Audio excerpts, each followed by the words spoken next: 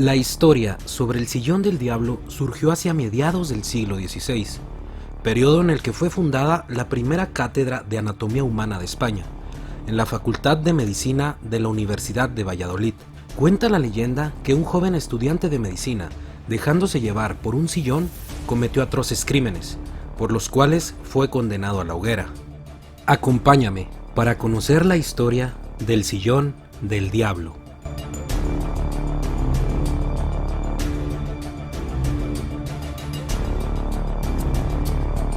Medio abandonado, en un rincón de una habitación que el Museo Provincial de Valladolid destina a la exposición de objetos de la España del siglo XVI, y como si fuese uno más de los artículos que han sobrevivido al paso de los años, se encuentra el Sillón del Diablo, un aparente asiento de descanso, pero sobre el que pasa una leyenda lo suficientemente oscura y tenebrosa como para no querer reposar en él por nada del mundo.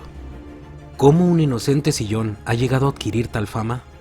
Todo se lo debe a su dueño, el médico Andrés de Proaza, un discípulo de Alonso Rodríguez de Guevara, que tuvo el honor de abrir la primera cátedra de anatomía en España, situada en la ciudad de Valladolid, que por aquel entonces era la capital del reino con Felipe III.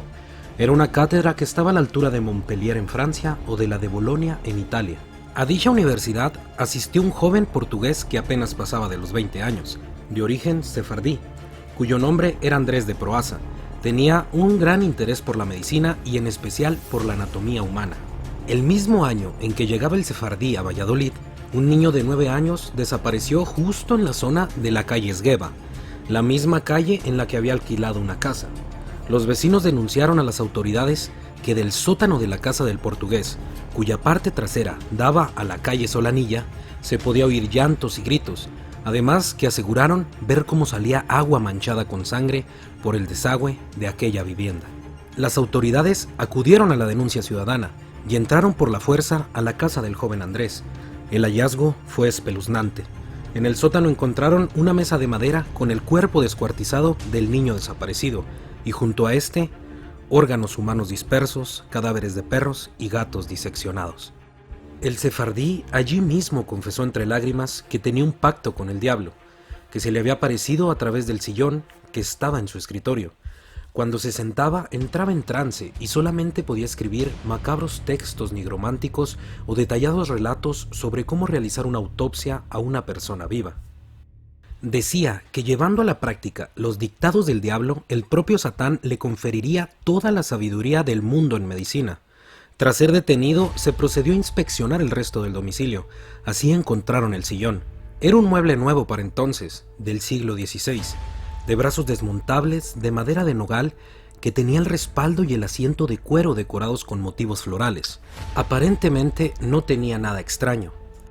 El portugués fue condenado a morir en la hoguera por el Tribunal de la Inquisición, según la leyenda. Sus pertenencias salieron a subasta pública, pero nadie compró sus muebles debido a la fama demoníaca de los mismos. Al final, las piezas que no se vendieron acabaron en algún almacén de la villa y poco después pasaron a formar parte del mobiliario de la Universidad de Valladolid. La historia afirma que aquel que se siente en el sillón del diablo, si no está estudiando medicina, muere a los 2 o 3 días, pero si eres o vas a ser médico, podrías adquirir todo el conocimiento sobre las curas y enfermedades del mundo. Esto es lo que dice el relato más popular y el más conocido, pero hay otro que nos cuenta una historia diferente. Como bien sabemos, la Santa Inquisición fue una de las instituciones que más afectó al desarrollo de la ciencia y más atraso ha llevado a la humanidad. Con tal de hacer valer el poder de la Iglesia e infundir miedo a la población para tenerlos bajo su yugo, cometía toda clase de acciones inmorales y despreciables, y que iban en contra de la doctrina católica, que se suponía que profesaban. El relato nos cuenta que tras los rumores que aseguraban que el estudiante de medicina materializaba los deseos del maligno en cuerpos humanos, la Inquisición tomó muy en serio estos rumores, entró en su vivienda y encontró al niño desaparecido ya muerto y con signos evidentes de haberle practicado una autopsia o una disección en vivo. Las autoridades encarcelaron al médico, lo torturaron y este acabó confesando. Cuando en el interrogatorio llegaron al apartado de si había tenido tratos con el diablo, Andrés declaró que no, y que lo único y más cercano que ha estado de la hechicería es en la posesión de un sillón frailero, llamado así por ser frecuentes este tipo de sillones en los monasterios, que se lo había entregado un nigromante de Navarra en agradecimiento por haberle salvado de la Inquisición en 1527, ocultándole en su casa.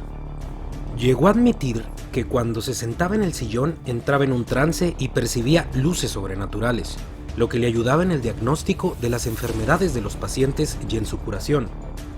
Añadió que tal como le dijo su amigo el nigromante navarro, el sillón tiene asociada una especie de maldición. Nadie más que un médico titulado se puede sentar sin peligro alguno. Si lo hacía otra persona, a la tercera vez que se sentara moriría de un infarto fulminante. Hasta que un día, en el siglo XIX, un bedel, que es el encargado del mantenimiento de la universidad, que desconocía esta historia, descubrió el sillón en una esquina. Estaba cansado y decidió sentarse en él. A los 3 días apareció muerto, sentado en el sillón. Se contrató un nuevo bedel, que al ver el sillón siguió la costumbre y apareció muerto justamente a los 3 días de tomar posesión de su cargo, sentado en el mismo sillón. Alguien se acordó de la maldición que tenía este sillón y a partir de ese momento la leyenda cayó como una losa sobre este objeto. Fue entonces cuando se acordó colgar el sillón en la capilla, boca abajo, con una altura suficiente para que nadie pudiera volver a usarlo. Allí permaneció hasta que fue derribado el antiguo edificio de la universidad. El Sillón del Diablo pasó a formar parte de las colecciones del Museo Provincial en 1890. La historia del Sillón del Diablo es sumamente interesante, pues no sabemos si realmente está poseído por el demonio o simplemente su propietario sufría de esquizofrenia. Tal vez la Santa Inquisición se aprovechó de esto para tener a la gente amedrentada. Sea cual sea la verdad, solo nos queda imaginar qué pasaba por la mente de este doctor portugués.